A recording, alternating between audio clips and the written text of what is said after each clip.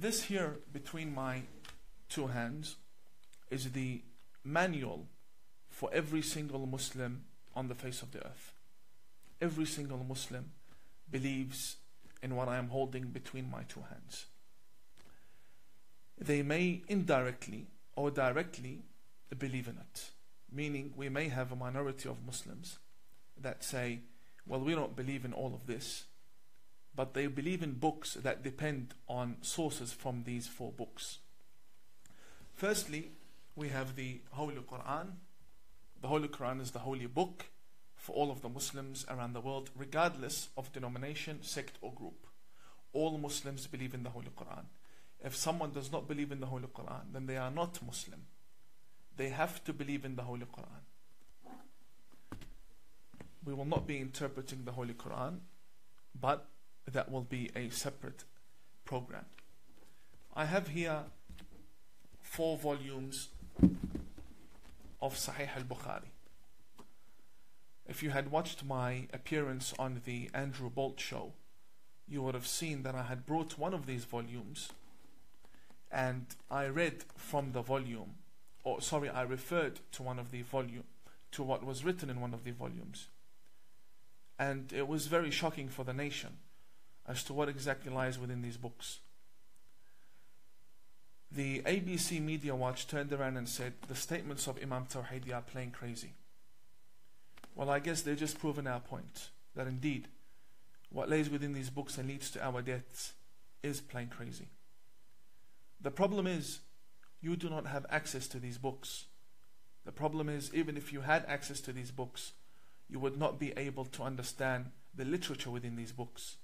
Today, I want you to know what exactly lies within the books that are considered sacred right after the Holy Quran. In every mosque, or in the majority of mosques and the majority of Muslim libraries and schools, the Holy Quran is placed right next to Sahih al-Bukhari. That is because Sahih al-Bukhari interprets the Holy Quran, especially volume 3 from Sahih al-Bukhari, that focuses on the Quranic interpretation. It teaches us Muslims how to live our lives, what ethics we need to abide by, and what exactly makes us good human beings. This is the manual that we have. Now I understand that some will say, well, the Bukhari is a Sunni author and the Bukhari is respected by Sunnis and I'm a Shi'i. So how is it that the Bukhari applies to me in my daily life? The answer is very simple. The Bukhari has influenced all of the tafsirs, the interpretations of the Holy Quran for all Islamic denominations, regardless whether they be Ahmadiyya, Sunni, Zaydi or Shi'i. All Shi'i scholars take from interpretations of the Holy Quran that depended upon the Bukhari as a source in one way or another. This book has influenced every school of thought, and even grand ayatollahs within the Shi'i school of thought, such as Fadlullah, Khamenei, Khomeini, and also lecturers such as Ahmad al-Wa'ili. All of them refer to this book and they abide by it. Some may call them undercover Sunni, undercover Wahhabi. That is understandable, but that's not what I am saying. I am saying this book is a book that has led to the deaths of many people. This is a formula of war. This is what has made Islam a religion of war. This is what needs to be banned. It is worth asking a question. How come the Muslims who don't speak Arabic, other than the Imams, and how come the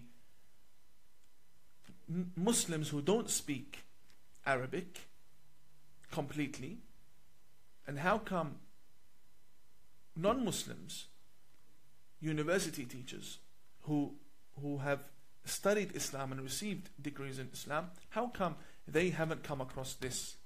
Why is it that we are now learning about this Bukhari? The answer is very simple. When you go to a Muslim bookstore and you say, can you give me a copy of the Bukhari? You would expect to get this, but instead they will give you this. They'll give you one volume that is made up of Arabic and English. They have cherry-picked and selected for you and translated for you what they want you to read from Sahih al-Bukhari. They do not want you to read everything within Sahih al-Bukhari. As you can see, they have titled it Sahih al-Bukhari, the early years of Islam. And they explain and translate. But this is not al-Bukhari. This is a small compilation from what they want you to know about Bukhari.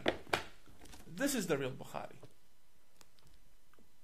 We who seek knowledge want to know what forms this radical ideology. We want to know what's in the book.